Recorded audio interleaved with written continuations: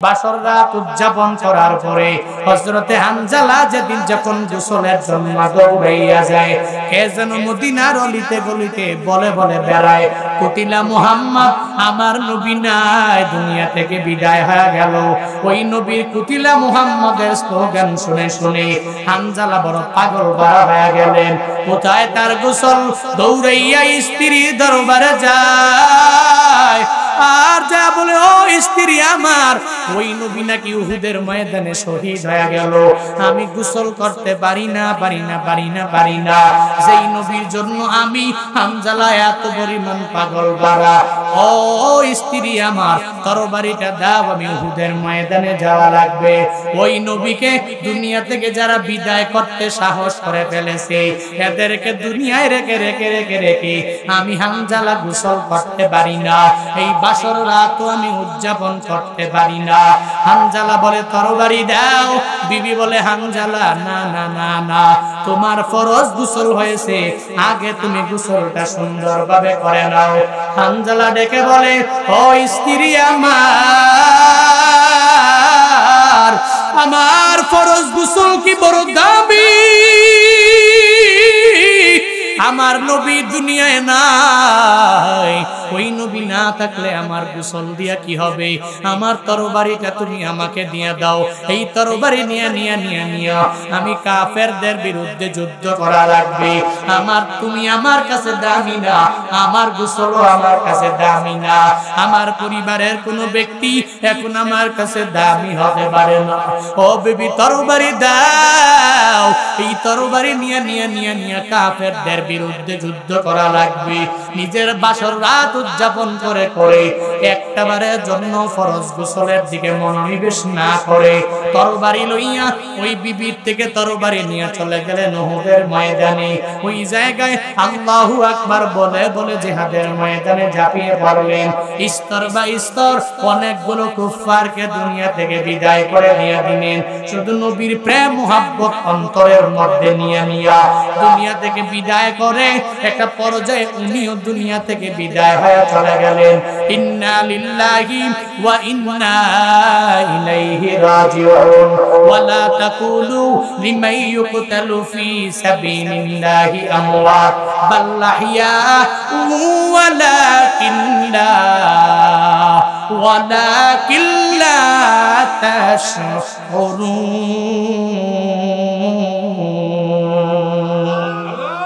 আল্লাহ পাক তো জানায়া দিলেন, আমি আল্লাহর জমিনে আমি আল্লাহর দিন কায়েম করতে যাইয়া নিজের তাজা রক্তগুলোকে জমিন করে বিলীন করে দিয়ে দিলেন। যারা এরা মরে না, এদেরকে তোমরা মৃত বলো না, বরং আল্লাহর পক্ষ থেকে এরা রিজিক প্রাপ্ত।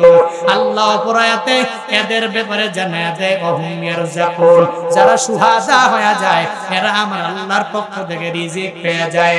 আমার আল্লাহ জানায়া দিলেন, তোমরা এদের মৃত বলো না, এরা আমি আল্লাহর কাছে জীবিত। এরা কি পরিমাণ জীবিত জানো জানো জানো? তোমাদের কাছে মনে হয় ও দুনিয়ার মধ্যে নেই, কিন্তু আমি আল্লাহর কাছে মনে হয় ও মৃত না, ও পূর্ণাঙ্গ ভাবে জীবিত। হানজালার লাশ হয়ে গেল, শহীদ হয়ে গেলেন। উহুদের যুদ্ধ শেষ হওয়ার পরে নবী এক এক করে সাহাবায়ে কেরামকে আদেশ দিয়ে দিলেন, ও সাহাবায়ে কেরাম, যাও যাও উহুদের ময়দানে চলে যাও, যারা যারা শুহাদা হয়ে গেল ওই শহীদদের লাশ তোমরা এনে এনে বিনা গোসলে দাফন দিয়ে দাও। কেন শহীদদেরকে গোসল দেওয়া হবে না, এদেরকে বিনা গোসলে কেন দাফন করা হবে? কারণ এই শুহাদায়ে কেরামরা হাসরের ময়দানে আমার মাওলার দরবারে উঠবে। একজনের ডান হাত নাই, আর একজনের বাম হাত নাই, আর একজনের ডান পা নাই, আর একজনের বাম পা নাই, আর একজনের পুরা বডির কোনো অংশটাই নাই। এরা ওই হালাতে রক্তমাখা অবস্থায় আমার মাওলার দরবারে উঠবে। আল্লাহ বলবে, তোমরা কারা? তোমরা এভাবে কেন? এরা ওদিন বলবে, ও দয়ার মালিক, আমরা দুনিয়াতে আপনার ধর্ম ইসলাম কায়েম করতে যাইয়া আমাদের তাজা রক্তগুলোকে জমিনে বিলীন করে দিয়ে গেলাম। আমাদের হাত পড়ে গেছে, এরপরে আমরা যুদ্ধ করেছি। আমাদের পা শহীদ হয়ে গেল, এরপরে আমরা যুদ্ধ বন্ধ করি নাই।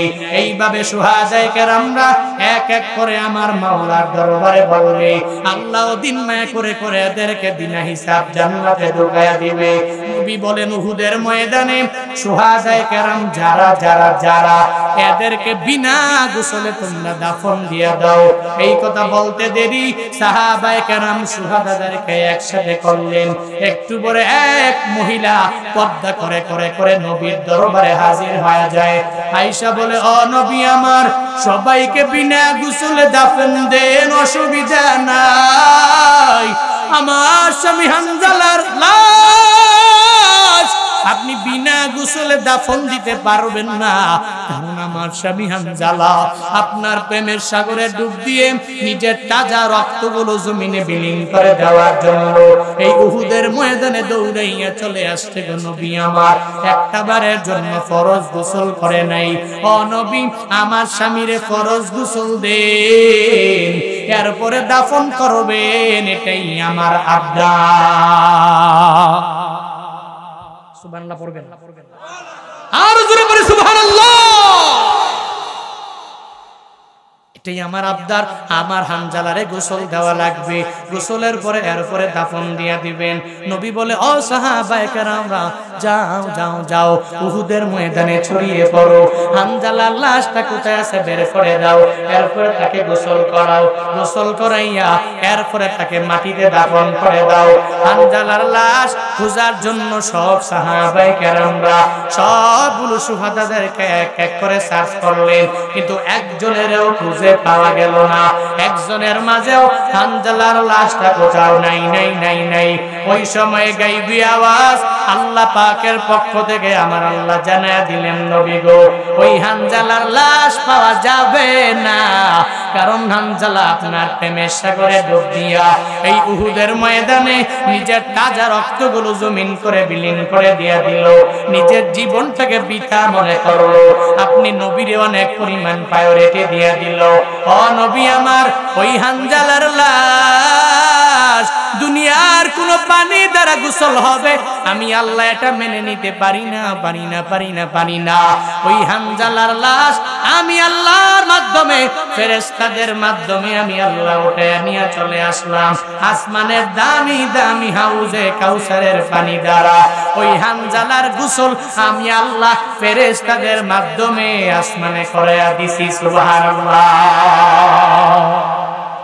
কান্দিয়া বে কুলরে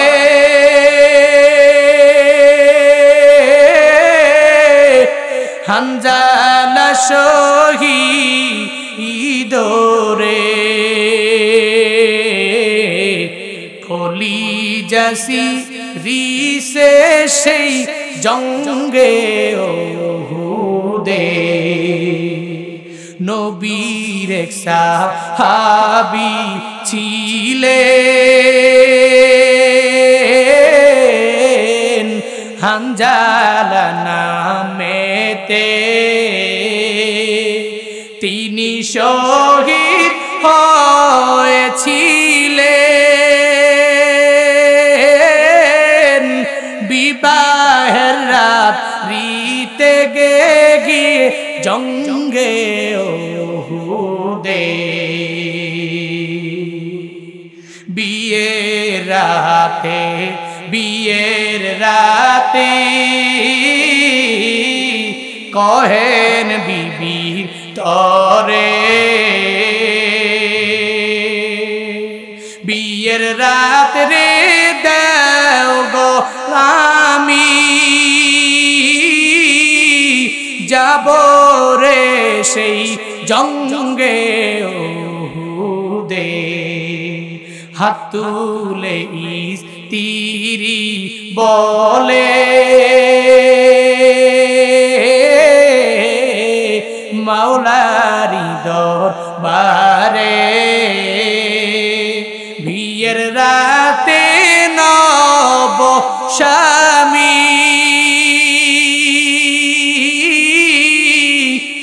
সপিলাম তো মারে রে সেই জঙ্গে ওহুদে যুদ্ধে গেলেন শহীদ হইলেন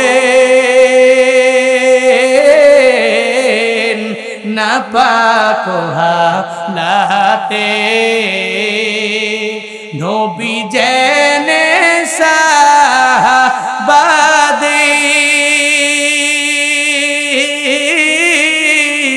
গোসল দিতে বলে রে সেই জঙ্গে ওহুদে অমনি গাইবি আওয়াজ নবীজি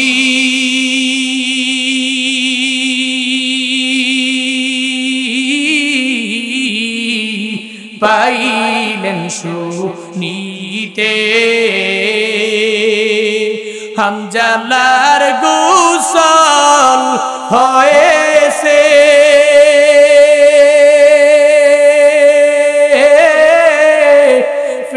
ফেরেশতাদের হাতে রে জান্নাতের পানিতে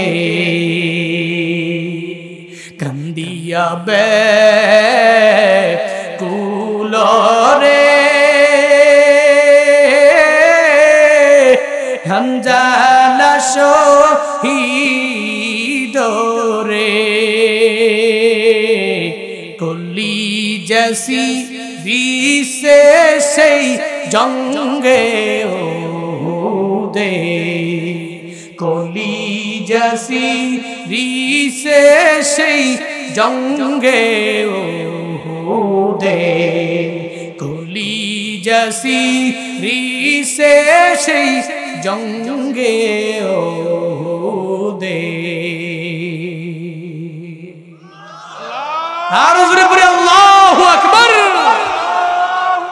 নবীর সাহাবারা নবীকে ভালোবাসতেন হুজুর আমার মা আমাকে গর্ভে নিয়ে নিয়ে এত পরিমাণ কষ্ট করেছে আমার মা এত কষ্ট করার পরেও আজকে হাফেজে কোরআন আমি হয়ে গেলাম আমার মা জীবদ্দশায় দেখতে পারে নাই ছোট্ট একটা বাচ্চা চোখের পানি ফালাইয়া মায়ের জন্য কিভাবে কান্না করে যেই মায়েরা আছে যেই বাবারা আছেন আপনার সন্তান যদি এভাবে কান্না করে তাহলে কি পরিমাণ মনটা আপনার পাগল করা হয়ে যায় ওই ছেলেটা বলে হুজুর যেহেতু আমার মা দুনিয়ার মাঝে নাই আজকে সারা দিন আমি চেষ্টা করার পরেও আমার চোখ দিয়া আমি হাসি আনতে পারি নাই আমার মুখের মধ্যে কোনো হাসি আমি আনতে পারি নাই আমি বারবার আমার মায়ের মাকবারার সামনে আমি দৌড়াইয়া যাই আর আমার মায়ের মাকবারার সামনে দাঁড়ায়া আমার মায়ের জন্য আমি দোয়া করে দেই হুজুর বয়ান শেষ করে আপনিও আমার সাথে সঙ্গে আমার মায়ের মাকবারার সামনে দাঁড়াবেন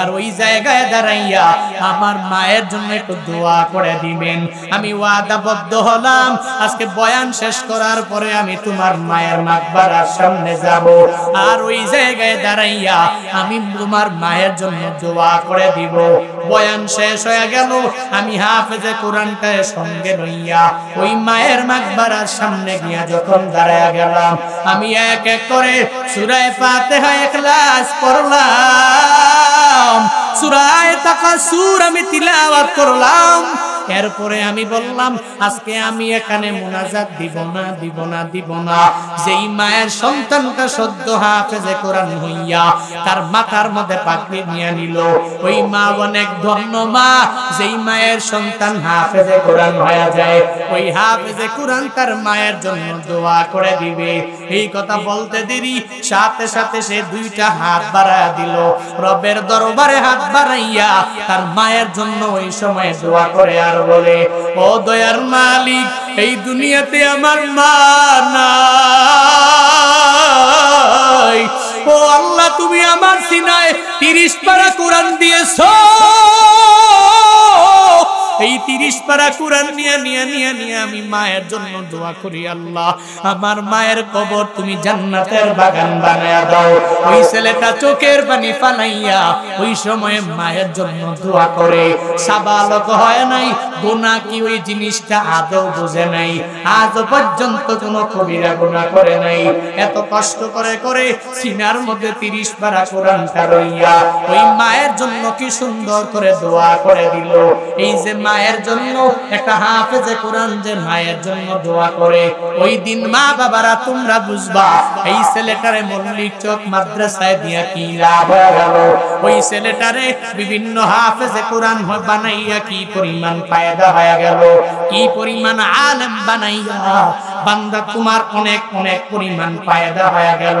ওই দিনই বুঝা যাবে যেদিন কবরের পাশে কেউ যাবে না, আর হাফেজে কোরআন যেদিন যাইয়া তোমার জন্য দোয়া করবে, কবর যদিও জাহান্নামের গর্ত হয়ে যাক না কেন, সন্তানের দোয়ার বদৌলতে আল্লাহ কবর জান্নাতের বাগান বানায় দিবে। কবরটা জাহান্নামের গর্ত, কিন্তু আলেম আপনার পাশে দাঁড়াইছে, ছেলেটা যায়া চোখের পানি ফালায়া মায়ের জন্য কান্না করে, বাবার জন্য কান্না করে। কেন করে? তো জানে মা বাবা এত কষ্ট করেছে, আমি কেন কোরআনের জ্ঞান শিখে ওই মা বাবার মাকবারার পাশে গিয়ে দাঁড়াবো না?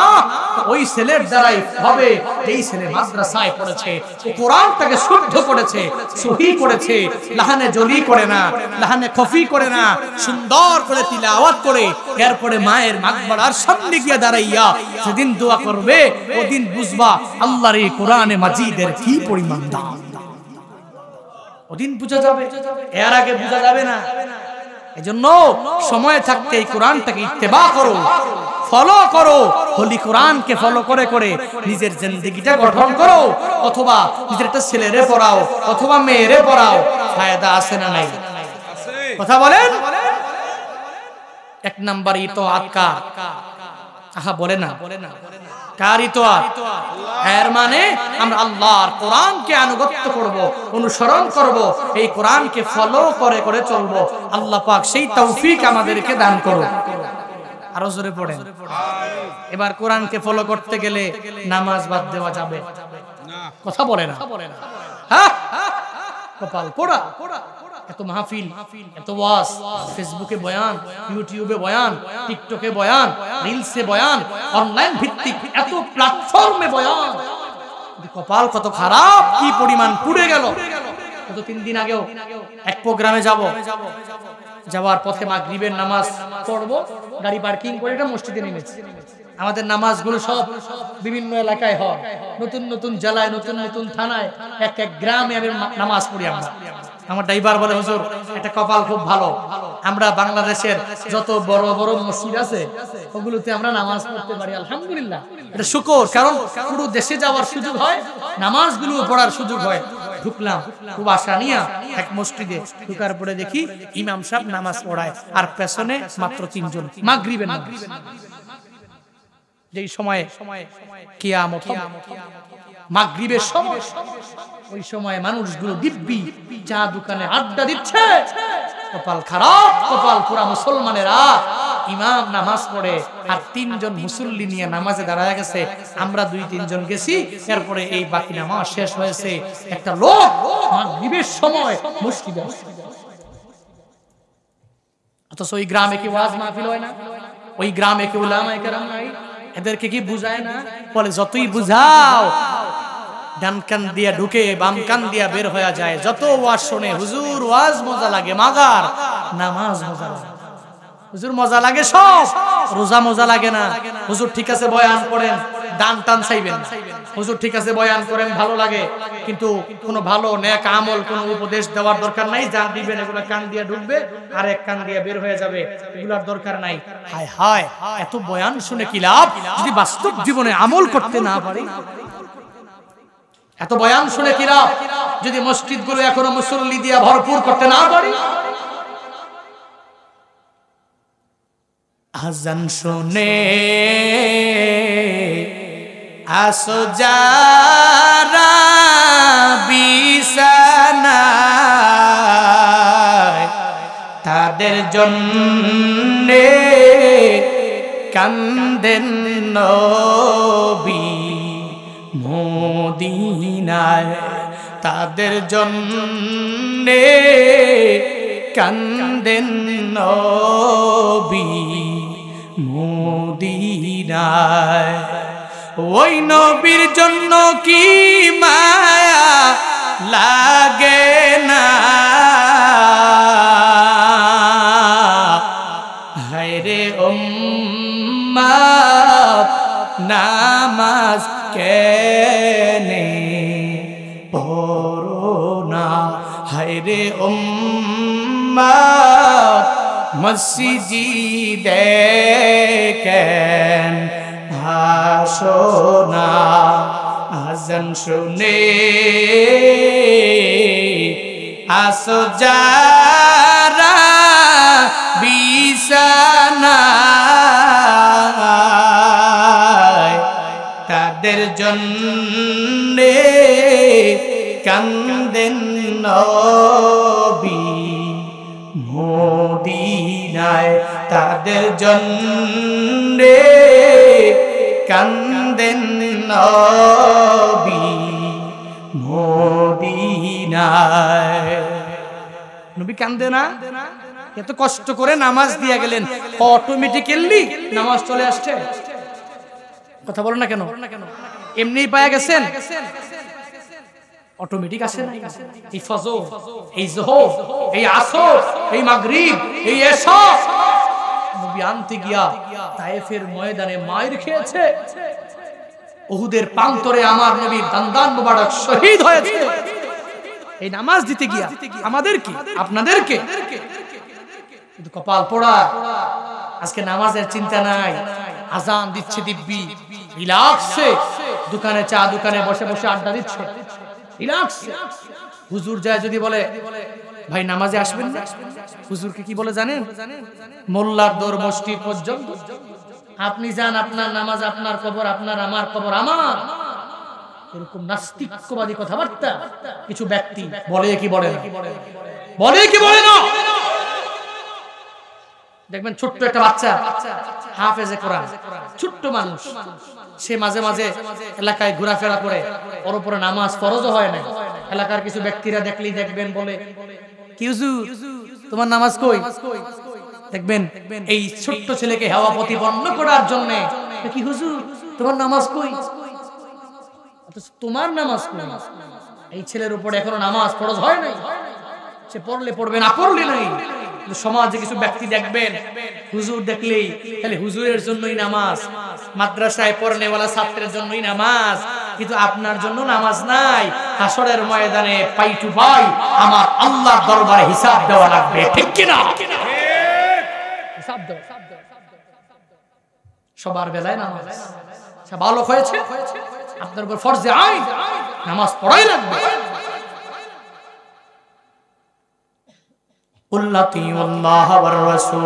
আল্লাহ পাক জানায়া দিলেন নবী আমার অনবী উম্মতের জানায়া দেন, এরা এক নম্বরে আমি আল্লাহর ইতাআত করবে, আর দুই নম্বরে নবীর সুন্নতের উপরে এরা আমল করবে। এক নম্বরে ইতাআত কার? জোরে বলেন। এক আল্লাহর ইতাআত করবে, দুই নম্বরে নবীর সুন্নতের উপরে আমল করবে। কেমনে করবে? দাড়িগুলো কি কাইটা না রাইখা? হ্যাঁ, দাড়ি লম্বা করে নবীর সুন্নতের উপরে আমল করা লাগবে। চুলের মধ্যে রোনাল্ডোর কাটিং দিয়া, এমবাপ্পের কাটিং দিয়া, মেসি নেইমারের কাটিং দিয়া নবীর সুন্নতের আমল হবে, হবে নি? এই যে কয়েকদিন ফেসবুকে একটা ভাইরাল দেখতেছি, বারবার সামনে আসে। এবার আল্লাহকে বন্ধু বানাতে গেলে শুধু বললাম যে আল্লাহ আমার বন্ধু, তাহলে অটোমেটিক হয়ে গেল? আল্লাহকে বন্ধু বানাতে হলে আল্লাহ পাকের কালাম দ্বারা নিজের জিন্দেগিটা গঠন করা লাগবে। এই যে কোরআন, কোরআনে মাজিদ, এই কোরআনে মাজিদ দ্বারা নিজের সামাজিক জীবন, ব্যক্তিগত জীবন, রাষ্ট্রীয় জীবন শুরু থেকে নিয়ে শেষ চলার পথে এই আল্লাহর কোরআনকে ফলো করা লাগবে। এরপরে আল্লাহর ইতাআত হবে, আল্লাহর আনুগত্য করা হবে, এরপরে আল্লাহর বন্ধু হওয়া যাবে। আমি খালি বললাম যে আমি আল্লাহর ওলি, এটা বললেই কি হলো? এর জ্ঞান নিয়ে বাস্তব জীবনে আমল করা লাগবে। আর ওই কথাগুলোই আল্লাহ পাক কালামুল্লাহ শরীফের বিভিন্ন জায়গায় বলে, কুল আতিউল্লাহ ওয়ার রাসূল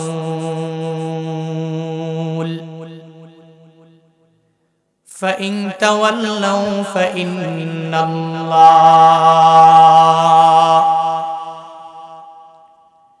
ফাইন্নাল্লাহা লা ইউহিব্বুল কাফিরিন।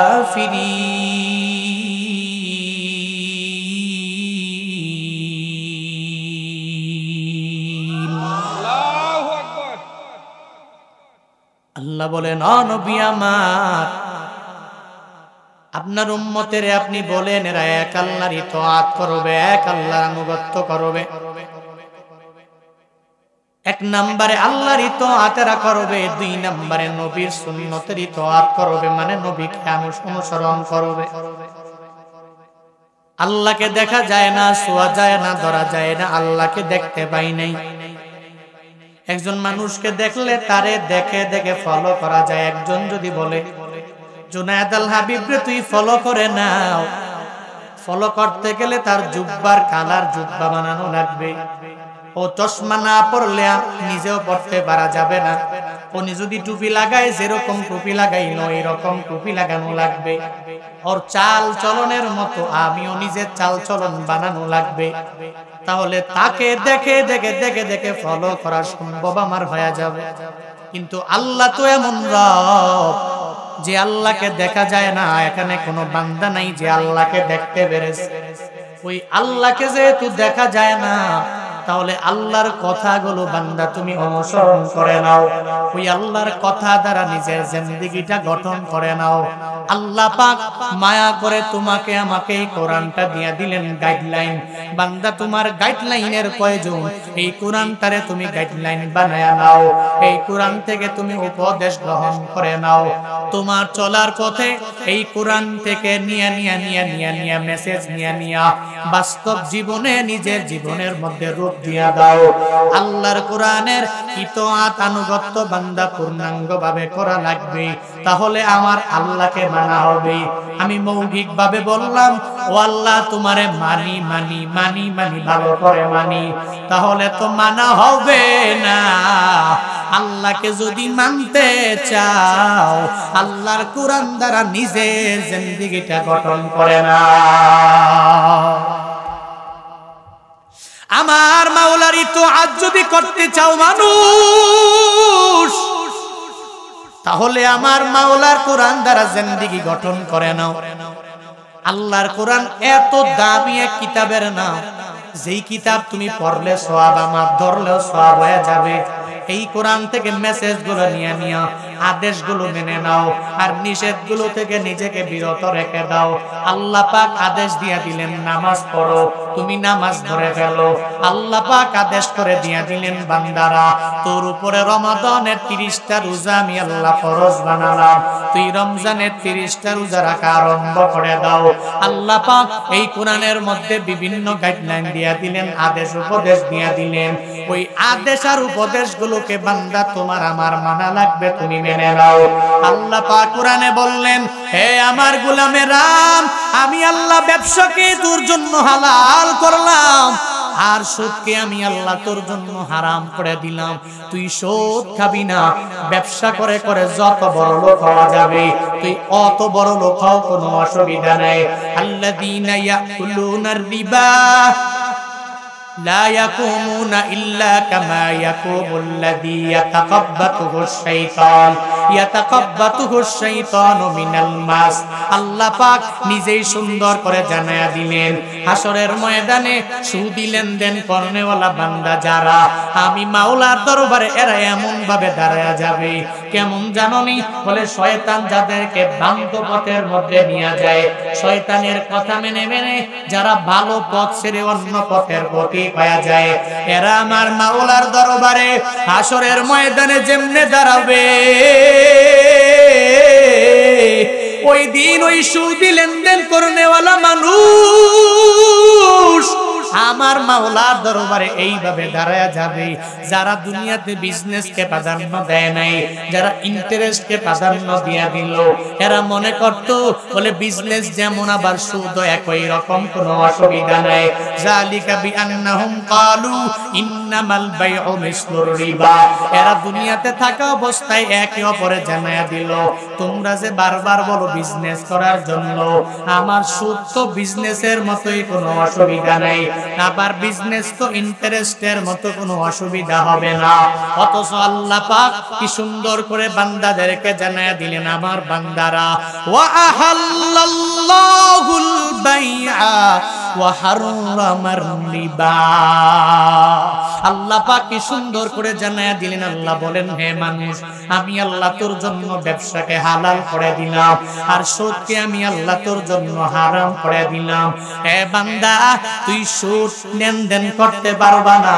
আল্লাহর কোরআনের যদি কোনো বান্দা ইতআত করে, আনুগত্য যদি করে নাও, তাহলে বিজনেস করতে পারবা, সুদি লেনদেন করা যাবে না, ঠিক কিনা? আমার আল্লাহ কি ইতআত করো, আনুগত্য করে নাও। পাবনার মুসলমানেরা, ভাঙ্গুরার মুসলমানেরা, আল্লাহ কি ইতআত কেমনে করা যাবে?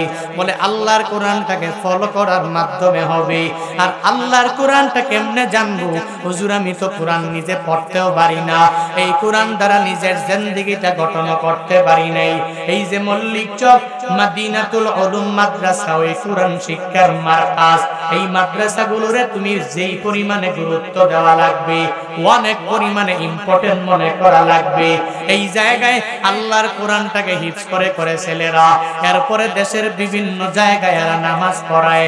লাহানে জলি এদের তেলাওয়াতের মধ্যে হয় না, এদের তেলাওয়াতের মধ্যে লাহানে কফিও হয় না। তুমি আওয়ামী লীগ করো, অথবা বিএনপি করো, অথবা জামাতে ইসলাম করো, যা সৎ বা সৎ যাই করো না কেন, বান্দা তোমার দল ভিন্ন ভিন্ন ভিন্ন ভিন্ন হয়ে যেতে পারে, তোমার লিডার, তোমার নেতা বড় হতে পারে রে গোলামেরা, কিন্তু আল্লাহর মাদ্রাসার সাথে তুই শত্রুতামি করিও না। এই মাদ্রাসাকে গুরুত্ব দাও। দুনিয়ার লিডারের কথা মেনে মাদ্রাসাকে যদি গুরুত্ব না দাও, হাসরের ময়দানে আমার মাওলাকে হিসাব দেওয়া লাগবে। এই যে মাদ্রাসা, এই মাদ্রাসায় তো কোন জায়গায় লিডার হওয়া যাবে, কোন জায়গায় কোন সন্ত্রাস বানানো যাবে, কাকে দুইটা পিটা মারা যাবে, কাকে দুইটা মাইর দেওয়া যাবে, এই মাদ্রাসায় এটা শিক্ষা দেওয়া হয় না। যেই মাদ্রাসায় আল্লাহর কোরআনের ব্যাপারে শিক্ষা দেওয়া হয়ে গেল, এখানে উলামায়ে কেরামরা কষ্ট করে করে করে করে করে কত রাত নাই দিন নাই পরিশ্রম করে করে তোমার ছেলেগুলোকে এখানে পড়ায়। এই মাদ্রাসার মধ্যে এরা দর্শ দিয়া দেয় রে বান্দা, কিন্তু তুমি মনে করো তোমার নিজের দল মতভেদ করে করে করে করে মাদ্রাসার উপরে রাগান্বিত হওয়া যাবে না, মাদ্রাসার প্রতি ক্রোধান্বিত অশ্লীল কালেও হওয়া যাবে না। এই মাদ্রাসার প্রতি গুরুত্ব দাও।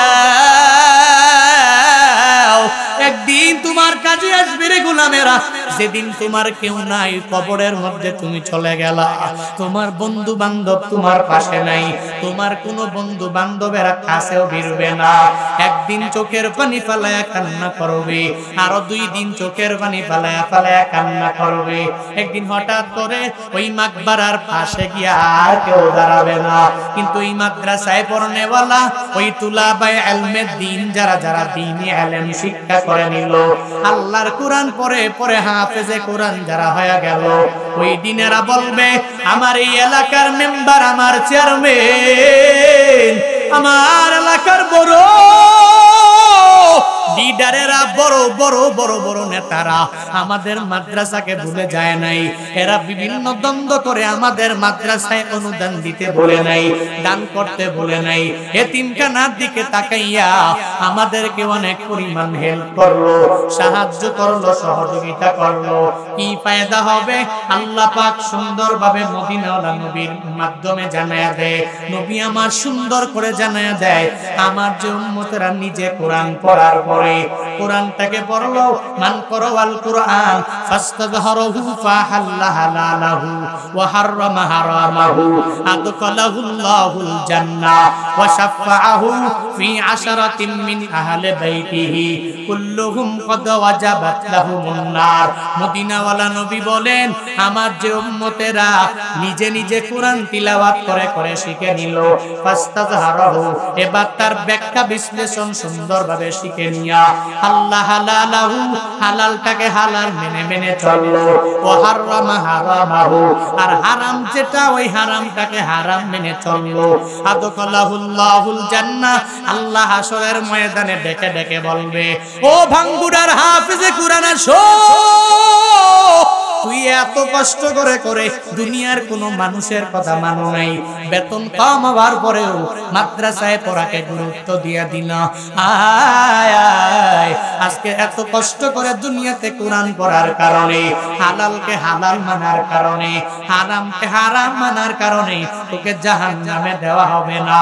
আল্লাহ ওই আলেমটারে ধরে ধরে ধরে ধরে বলবে, আজকে তুই জাহান্নামে যাবি না, আমার জান্নাতের দরওয়াজা খোলা, ওই জান্নাতে ঢুকে যা। আতিনা ফি দারে দুনিয়া না হাসান, আতিনা ফি দারে উকবা না হাসান, ইয়া গিয়াসুল মুস্তাগীসিন দিনা লফদিকা বিল উলুমে ওয়াল বিনা, হর গরিদে নেকো তু তৈয়ার है, जो ना मांगे उस तू बेजार है।